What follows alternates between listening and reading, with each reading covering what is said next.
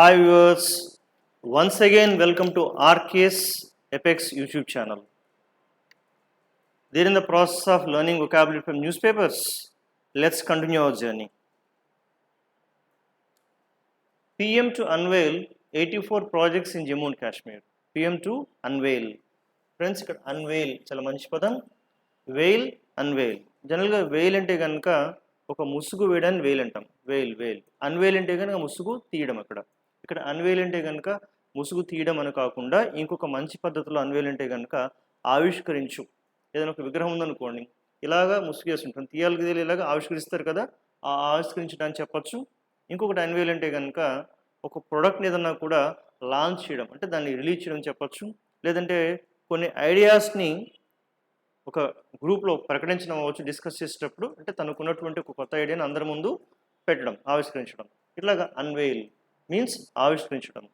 The removal of a veil అంటే ముసుగు. The removal of a veil or covering from a new monument. Monument అంటే ఒక చారిత్రక కట్టడము లేదా విగ్రహము, ఇట్లా మాన్యుమెంట్ ఏదైనా ఒక శిలాఫలకము సంథింగ్, దాని ఉన్నది దాన్ని ఇలాగా ఆవిష్కరిస్తున్నారు అని ఇక్కడ. పిఎం టు అన్వేల్ అంటే పిఎం గారు ఒక 84 ప్రాజెక్ట్స్ని అక్కడ ఆవిష్కరించబోతున్నారు, అంటే వాటిని ప్రారంభించబోతున్నారు అని అర్థం అనమాట అక్కడ. Clear? There are reports that Toyota will unveil a fuel cell car later this year. అంటే ఈ సంవత్సరంలో రాబోయే రోజుల్లో టొయోటా కంపెనీ ఒక ఫ్యూయల్ సెల్ కార్ని రిలీజ్ చేయబోతున్నటువంటి కొన్ని వార్తలు వస్తున్నాయి, రిపోర్ట్స్ వస్తున్నాయని అర్థం ఇక్కడ. Next, the 14-member panel will unveil its proposals Tuesday. అంటే ట్యూస్డే ఈ 14 members ప్యానల్ ఉన్నారు కదా, వాళ్ళ రిపోర్ట్స్, వాళ్ళ ప్రపోజల్స్ ఏంటి చెప్పబోతున్నారు అంతా కూడా. The 14-member panel will unveil its reports or its proposals, you can say, on Tuesday. Day అన్నప్పుడు మనం జనరల్గా ప్రిపోజిషన్ వాడతాం. ఆన్ ట్యూస్డే అంటే ట్యూస్డే వాళ్ళు ట్రైన్ చేయబోతున్నారు అని అర్థం. క్లియర్? అన్వేల్ ఆవిష్కరించు, లేదంటే అందరి ముందు ప్రకటించు. ఓకే, వాళ్ళన్న ఆలోచనలు అందరికీ తెలియచేయు, ఇలా అన్వేల్ అని వాడతారు అన్నమాట అక్కడ. Congress Hales Rahul as he turns 54. As he turns 54 అంటే 54 సంవత్సరాలు వచ్చిన సందర్భంగా ఆయనకి అందరూ కూడా శుభాకాంక్షలు చెప్తున్నారు అన్నమాట అంతా కూడా. హెయిల్ అంటే కనుక to praise a person publicly, అంటే అందరి ముందు పబ్లిక్గా చక్కగా అభినందించడం, ఓ అని చెప్పడం, అలా హెయిల్ హెచ్ఏఎల్ హెయిల్. కానీ హెయిల్ అనే పదానికి రకరకాల అర్థాలు ఉన్నాయండి. ఒకటి హెయిల్ అంటే కనుక ఇలా అందరి ముందు వాళ్ళని మెచ్చుకోవడం, అభినందించడం అంత వస్తుంది. ఇదే హెయిల్ నౌన్గా తీసుకుంటే కనుక వడగండ్ల వాన వస్తుంది. ఇక్కడ వడగండ్ల తలలో వాన పడుతుంది కదా, దానికి కూడా హెయిల్ అంటారు ఇక్కడ. అలాగే ముందు హెయిల్ చూద్దాం. హెయిల్ ఇక్కడ, the conference was hailed as a great success. అంటే ఆ కాన్ఫరెన్స్ అంతా కూడా చాలా గొప్ప విజయాన్ని సాధించింది అని అందరూ కూడా చాలా పొగిడారు, చాలా బాగా జరిగింది, గుడ్ అన్నట్టుగా చెప్పారు అంతా కూడా. Clear? The conference was hailed as a great success. అదే హెయిల్కి ఒక అర్థం ఉంటుంది, పిలవడం. అంటే ఒక ఆటోను కానీ ట్యాక్సీని కానీ పిలవడానికి కూడా హెయిల్ అంటారు. Hail a taxi or cab or auto, hail. ఇంకొక మంచి అర్థం ఉంది, నాకు చాలా ఇష్టమైన పదం హెయిల్. ఇంకోటి అదేంటంటే, ఒక వ్యక్తిని పరిచయం చేసేటప్పుడు ఆయన ఎక్కడి నుంచి, అంటే ఎక్కడ పుట్టారు, అంటే ఏ ప్రదేశం నుంచి వచ్చారో చెప్పేటప్పుడు హెయిల్ వాడతారు. To come from or have been born in a particular place. మళ్ళీ చెప్తాను, అతను ఏ ప్రదేశం నుంచి వచ్చారు, లేదంటే ఎక్కడ పుట్టారు అని చెప్పడానికి కూడా వాడతారు. ఎలా వాడచ్చు? Doctor Kalam hailed from Rameswaram in Tamil Nadu. తమిళనాడులోని రామేశ్వరం నుంచి కలాం గారు వచ్చారు అని చెప్పేటప్పుడు ఇట్లా hail. Doctor Kalam hailed from Rameswaram in Tamil Nadu. మీరు ఫ్యూచర్లో ఎవరైనా గెస్ట్ని ఇన్వైట్ చేసేటప్పుడు ఆ గెస్ట్ ఏదైనా ఒక పర్టికులర్ ప్లేస్కి సంబంధించి ఉంటారు కదా, అది చెప్పేటప్పుడు చెప్పాలి. Our today's beloved guest hailed from Hyderabad or hailed from పలానా ప్లేస్, ఆ ప్లేస్ చెప్పడం అన్నమాట హెయిల్. కానీ ఒక చిన్న సూచన ఏంటంటే కనుక, ఇది ఎక్కువగా మనం చెప్పినప్పుడు అది వాడితే బాగోదు అనమాట. ఐ హెయిల్డ్ ఫ్రమ్ అనేది కాదు, అక్కడ బాగోదు. వేరే వాళ్ళని, పెద్దవాళ్ళని అట్లాగా స్వాగతించేటప్పుడు, వాళ్ళని పరిచయం చేసేటప్పుడు అతను ఇక్కడి నుంచి అనేటప్పుడు అందంగా ఉంటుంది. He hailed from Rameswaram, he hailed from sons అని చెప్పేటప్పుడు. Clear? Next, Delhi's heat wave claims 3 lives. ఇక్కడ క్లెయిమ్కి రకరకాల అర్థాలు ఉంటాయి. ఒకటి, క్లెయిమ్ అంటే కనుక నౌన్ ఉంటుంది, వర్బ్ ఉంటుంది. Verb and noun, claim. So say that something is true and is fact. ఒకటి నిజమని చెప్పడం, ఎస్ ఇలా జరిగిందని చెప్పి నిర్ధారించడానికి వాడతారు. ఇంకా వచ్చేసరికి క్లెయిమ్ అంటే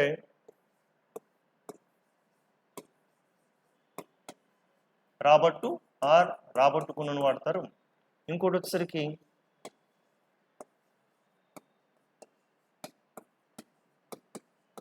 బలి తీసుకుని కూడా వాడతారు. ఇక్కడ Delhi's heat wave claims 3 lives. ఇక్కడ బలి తీసుకుంది అంటే ఢిల్లీలో ఉన్నటువంటి ఆ హీట్ వేవ్స్ అనేవి అంటే వేడుగాలులు అనేవి వడగాల్పులు అనేవి 3 బలి తీసుకుంది. ఓకే, మరి రాబట్టుకోను అంటే కనుక for example you take a bowler, the bowler claimed 4 wickets there in the match. అంటే మ్యాచ్లో ఒక 4 వికెట్లైనా రాబట్టుకున్నాడు. ఇలా రాబట్టుకున్నాడు క్లెయిమ్.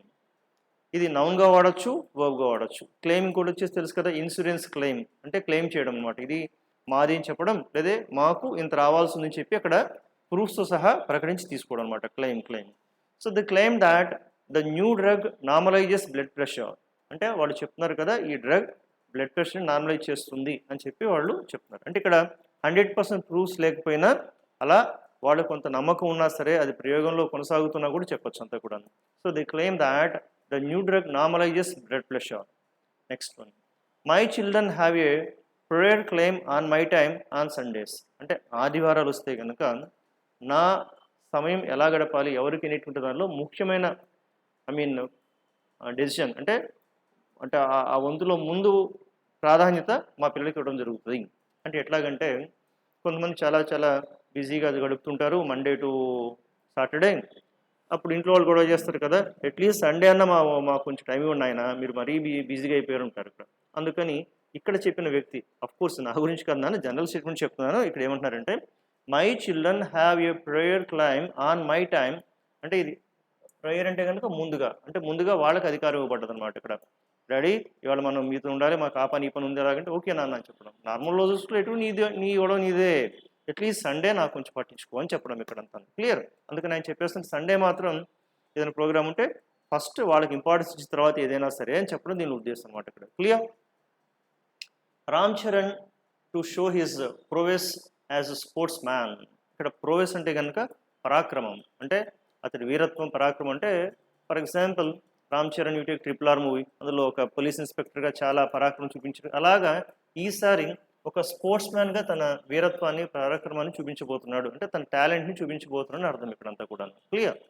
రైట్, ప్రోవెస్, అథ్లెటిక్ ప్రోవెస్, స్పోర్టింగ్ ప్రోవెస్ అంటే కాంబినేషన్స్ అలా వాడతారు. సెక్సువల్ ప్రోవెస్ ఇట్లా ప్రోవెస్ అంటే ఒక అథ్లెటిక్గా తన ఇది చూపిస్తున్నారు, స్పోర్టింగ్ అట్లాగా. Is always bragging about his ప్రోవెస్ as a cricketer. Bragging అంటే కనుక కొంచెం గొప్పలు చెప్పుకోవడం, లేదా తన డబ్బు తనకు ఒప్పుకోవడం, ఎక్కువ చెప్పడం ఇట్లాగా.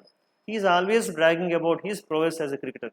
అసలు క్రికెటర్గా నేను ఏంటో తెలుసు, అసలు బాల్ వేస్తే చాలు టక్కున వికెట్ పడుతుంది అనుకుంటున్నారో, అంటే అలా ఎప్పుడు తన గురించి తను కొంచెం ఎక్కువగా చెప్పుకుంటూ ఉంటాడు అని చెప్పడం అంతా కూడా. Okay, hello don't brag about your self, అంటే నీ గురించి నువ్వు ఎక్కువ చెప్పుకో తగ్గు అని చెప్పడం అంతా కూడా. ఇలాగ బ్రాగింగ్ అంటే కనుక ఎక్కువగా చెప్పుకోవడం, ఒక్కోసారి కొంచెం వేరే వర్డ్లు వెళ్తే కనుక వాగడం కూడా వస్తుంది అంతా కూడా. Okay, fine brag. Next, official data more frequent surveys Quikr results on the cards. అంటే ఈ డేటా అంతా కూడా అది నేను చదవలేదు అందుకు కాదు, మనకు కావాల్సిన వర్డ్ అంటే కనుక ఇది ఆన్ ద కార్డ్స్. చాలా మంచి పదం, రెగ్యులర్గా మనం వాడుతూ ఉంటాం. మీరు కూడా సరదాగా మీ లైఫ్లో వచ్చే సెంటెన్స్లో వాడండి. అక్కడ ఆన్ ద కార్డ్స్ అంటే కనుక త్వరలో జరగనున్నా అని చెప్పడం. త్వరలో ఆన్ ద కార్డ్స్ అంటే కనుక to be likely to happen, ఏదైనా ఒకటి త్వరలో జరగబోతూ ఉంటే కనుక అలా వాడతారు. ఓకే, ఏమేమి దుర్గా ఏంటి తగ్గ ప్రిపేర్ అయిపోతున్నావు చెప్తుంది. My examinations are on the cards అంటారు అనమాట. My examinations are on the cards అంటే నా ఎగ్జామ్స్ రాబోతున్నాయండి అందుకని ప్రిపేర్ అవుతున్నాను చెప్తారు అనమాట. ఆన్ ద కార్డ్స్ అంటే త్వరలో జరగనున్న on the cards. See the interesting final match in T20 is on the cards. The interesting final match in T20 అంటే T20 వరల్డ్ కప్ ఉంది కదా, అందులో ఈ ఫైనల్ మ్యాచ్ త్వరలో రాబోతుంది. ఆన్ ద కార్డ్స్ అంటే త్వరలో జరగనున్న on the cards.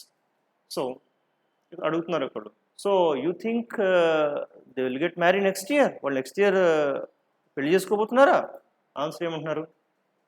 I think it's on the cards. నాకు తెలుసు అది త్వరలో జరగబోవచ్చు. It is on the cards. So on the cards అంటే కనుక త్వరలో జరగబోవు అని సెన్స్లో అంతా కూడా క్లియర్. రైట్. ఇక ఒక ఆర్టికల్ చదువుదాం అనుకున్నాం కదా ఈరోజు, హిందూ నుంచి ఈ ఆర్టికల్ తీసుకోవడం జరిగింది. చాలా చక్కని ఆర్టికల్, అసలు మంచి వర్డింగ్స్ ఇందులో వస్తున్నాయి, మనం గమనిద్దాం. Okay, fine. ఏమన్నారు? A humble job seeker from Kerala who went on to become barefoot historian of Calcutta. A humble job seeker అంటే కనుక ఉద్యోగాన్ని ఆశించేవాళ్ళు, అంటే ఉద్యోగాన్ని ఆశించే అతను. హంబుల్ అంటే చాలా వినయంగా, గౌరవంగా, మంచిగా, చక్కగా, బాగా అనంతా కూడా. ఓకే, ఆయన humble job speaker from Kerala who went on to become barefoot historian of Calcutta. అక్కడికి వెళ్ళి వెళ్ళిన తర్వాత కలకత్తాలో ఆయన ఒక చరిత్రకారుడుగా, అంటే చరిత్రకారుడుగా అంటే కనుక చాలా అన్వేషించి ఉండొచ్చు, చాలా పుస్తకాలు రాసి ఉండొచ్చు, ఇలాగా హిస్టారియన్ అక్కడ అతను ఉండిపోయారు కలకట్టాలో. So who went on to become barefoot historian. Barefoot అంటే కనుక జనరల్గా లేకుండా, అంటే పాదరక్షలు కూడా లేకుండా, అంటే కాలి ఏం లేకుండా వెళ్ళడం. అంటే ఇక్కడ బేర్ఫుట్ అంటే మీరు చూసి సార్ ఇతనికి ఉన్నాయి కదా అని చెప్పి అలా చెప్పకూడదు.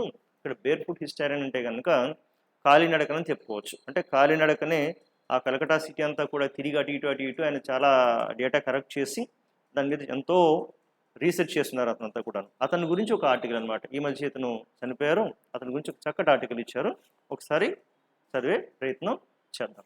Clear? Right right right right. నాకు నిన్న ఒక 2-3 డేస్ క్రితం కామెంట్స్లో ఒకరు పెట్టారు, సార్ ఇది ఈ పర్టికులర్ వీడియో చేసేటప్పుడు ఆర్టికల్ చెప్పేటప్పుడు అది సరిపోవట్లేదు, కొంచెం జూమ్ చేయండి సార్ అని అడిగారు అంతా కూడాను, జూమ్ చేయమని. సో అందుకని ఇది జూమ్ చేస్తే నాకున్న చిన్న ఇబ్బంది ఏమంటే మార్కర్తో అండర్లైన్ చేయడం కుదరదు, బట్ అయినప్పటికీ కూడాను సో మీ రిక్వెస్ట్ని తీసుకొని స్వీకరించి మనం దీన్ని కొంచెం జూమ్ చేసి చదువుదాం. కాబట్టి మొబైల్లో చదివే వాళ్ళకు కూడా ఇది కొంచెం ఈజీగా అర్థమవుతుంటుంది. Clear? Fine fine fine fine.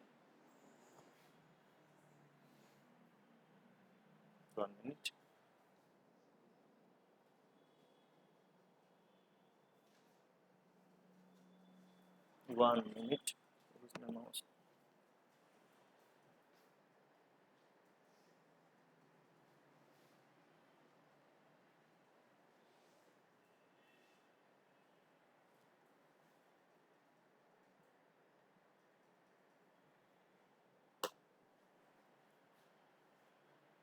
Okay, right.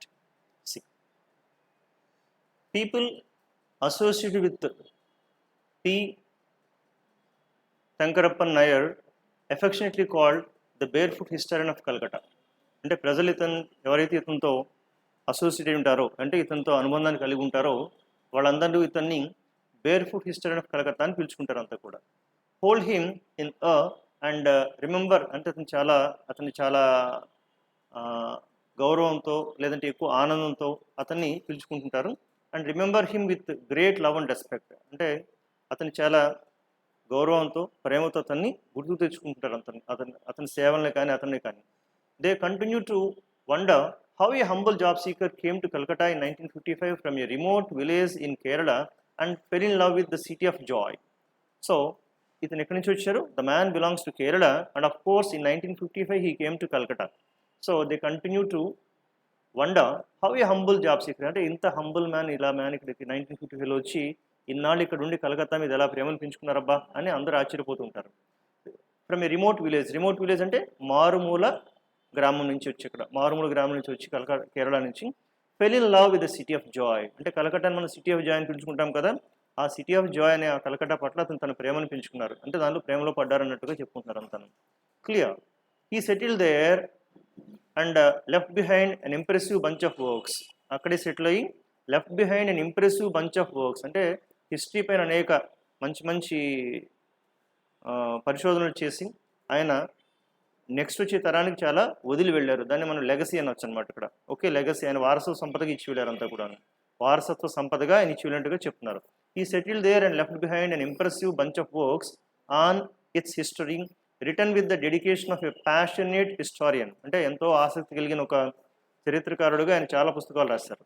At the late historian remained distant, కానీ ఇతను అందరికీ ఎవరికి ఎక్కువ మందికి తెలియకుండా అలా దూరంగానే ఉండిపోయారు అంతా కూడా, అంటే ఎక్కువ మందికి తెలిసి వెలుగులోకి రాలేదు. So remind distance from the institutions that hold sway over how history is told. ఇది చూడండి మంచి పదం, హోల్డ్ స్వే అంటే కనుక ఇన్ఫ్లుయెన్స్ ఉండడం, లేదంటే కంట్రోల్ ఓవర్, అంటే చాలా ఇన్స్టిట్యూషన్స్ ఏదైతే హిస్టరీ బోధిస్తాయో, హిస్టరీ మీద ఎక్కువ పట్టు కలిగి ఉంటాయో వాళ్ళ దృష్టికి ఇతని రచనలు కూడా రాలేదేమో అని చెప్తున్నారు అంతా కూడాను. So return and transmitted in our times. On his passing on Tuesday, అంటే ఆయన చనిపోయారు ఇప్పుడు Tuesday, on his passing on Tuesday at the age of 91 they మౌన్ ద ఎండ్ ఆఫ్ ఎన్ ఎరా. మౌన్ అంటే కనుక అంటే సంతాపాన్ని ప్రకటించు, వాళ్ళు సంతాపాన్ని ప్రకటించారు దీని పట్ల, అతని మృతి పట్ల. అండ్ ఎండ్ అన్ ఆఫ్ ఎరా అంటే ఒక శకం ముగిసిపోయింది, అంటే ఒక చరిత్రకారుడి యొక్క శకం ముగిసిపోయింది అతనితో. డెత్ ఆఫ్ ఎ ఫ్రెండ్ అంటే అతని గురించి చెప్తున్నారు చూడు ఒకటి. So at the age of 91 they మౌన్ the end of an era, death of a friend, and above all a guide in the labyrinthine country. అంటే ఈ పద్మవ్యూహమైనటువంటి ఈ పర్టికులర్ దానిలో అతను ఒక గైడ్గా పనిచేస్తారు. అంటే ఒకటి చూడండి, మనం ఏదైనా పద్మవ్యూహంలోకి వెళ్ళిపోయి ఇరుక్కుంటాం కదా, బయటికి వెళ్ళాలో తెలియదు. ఆ బయటికి రాని తెలియనప్పుడు ఎవరైనా ఒక డేటా రాస్తే మనకు తెలుస్తుంది. అట్లాగా ఒక గైడ్గా పనిచేసే ఇతను చెప్తున్నారు అంతా కూడాను. ఇక్కడ చూడండి, అబవ్ ఆల్ అనేది ఒక మంచి పదం. అబవ్ ఆల్ ఒక మీరు 2-3 చెప్పి చివరిది చాలా ముఖ్యమైనప్పుడు అబవ్ ఆల్ చెప్తారనమాట ఇక్కడ. అంటే ఎట్లాగా, our institute expects from the students regularity, discipline, and above all respect for their parents. Okay, we expect our students to be regular, to be discipline, and above all respectable to their parents. అట్లాగే ఎలాగని చెప్పొచ్చు. Fine. As a father he set an example. చూడండి, he set an example, ఒక మార్గదర్శకంగా నిలిచారు. He set an example of dedication even after he return to వాళ్ళ ఊరు అనమాట, Kerala. So Chendamangalam near North Parur in Ernakulam after 63 years in Calcutta. 63 ఏళ్ళ తర్వాత తిరిగి వచ్చినా కూడా he continued to read books and newspapers and engage in farming activities. అంటే తిరిగి వచ్చినా ఇంకా న్యూస్ పేపర్స్ చదవడం, ఈ వ్యవసాయ క్షేత్రంలో పనిచేయడం అన్నీ చేసేవాడు అని వాళ్ళ his younger son Manoj Nair said. వాళ్ళ యంగర్ సన్ చెప్పుకొచ్చారు అన్నమాట. ఇట్లాగా ఈ was a seeker of truth. అంటే సత్యాన్వేషి, సత్యం గురించి తప్పించిన వ్యక్తి అతను. Then and a human being who was detached from the lures of money. Lures అంటే అట్రాక్షన్స్, అంటే ఈ సంపద లేదంటే అధికారం, వాటి మాయలో పడకుండా, వాటి ఆకర్షణలో పడకుండా డిటాచ్డ్గా ఉన్న వ్యక్తి. డిటాచ్డ్ అంటే దూరంగా ఉన్న వ్యక్తిత్వం అని చెప్పడం తను. So who has been long associate with him అంటే పిఎస్ సౌజన్, ఎవరైతే ఆయనతో చాలా చక్కగా దగ్గరగా మెలిగారో ఆయన చెప్పుకొచ్చారు ఇతడు సత్యాన్వేషి, ఇతను ఎటువంటి ఆకర్షణకు లోనవ్వకుండా ఉండిపోయిన వ్యక్తి అని చెప్పడం.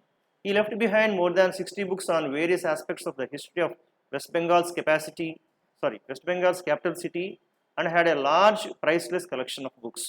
అంటే ఆయన తదనంతరం ఒక 60 పుస్తకాలు అందరికి కూడా తన వంతు బాధ్యతగా అప్పచెప్పి వెళ్ళారనమాట అంతా కూడా. దాన్ని మనం లెగసీ అంటాం. ఈ left behind more than 60 books on various aspects of the history of West Bengal's capital city. అంటే వెస్ట్ బెంగాల్ క్యాపిటల్ సిటీ కలకట్టా గురించి ఆయన చాలా పుస్తకాలు రాశారనమాట ఇక్కడ.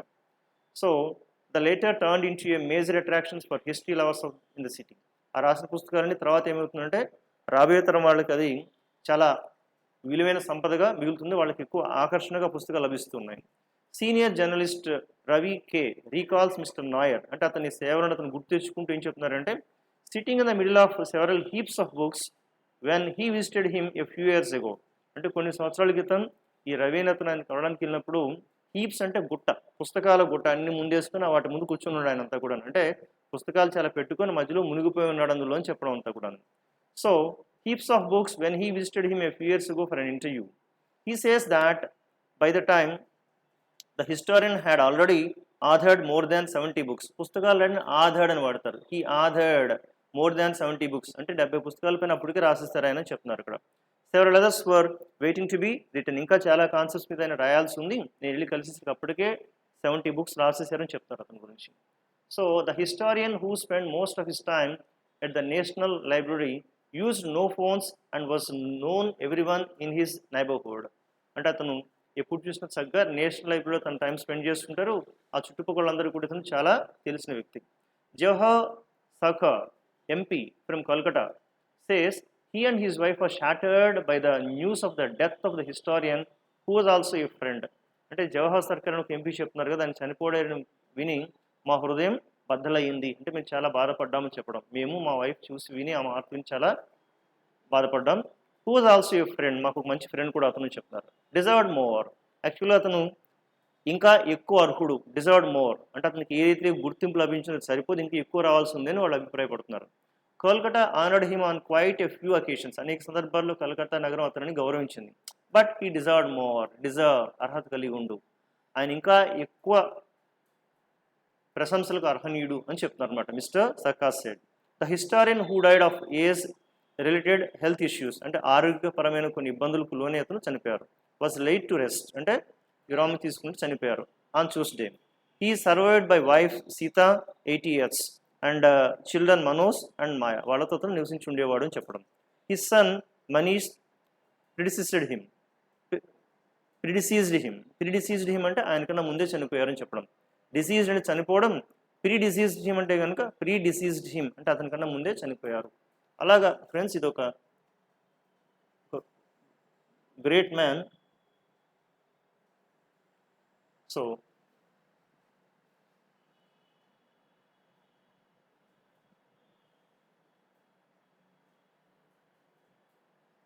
So a humble job seeker from Kerala who went on to become barefoot historian of Calcutta. ఇందులో ఉన్న కొన్ని మంచి వర్డ్స్ ఉన్నాయి కదా, కొంచెం ట్రై చేయండి. Fine. So friends, this is all about from our RK's Apex Institute of English. We will meet again in the next video. Till then, bye bye.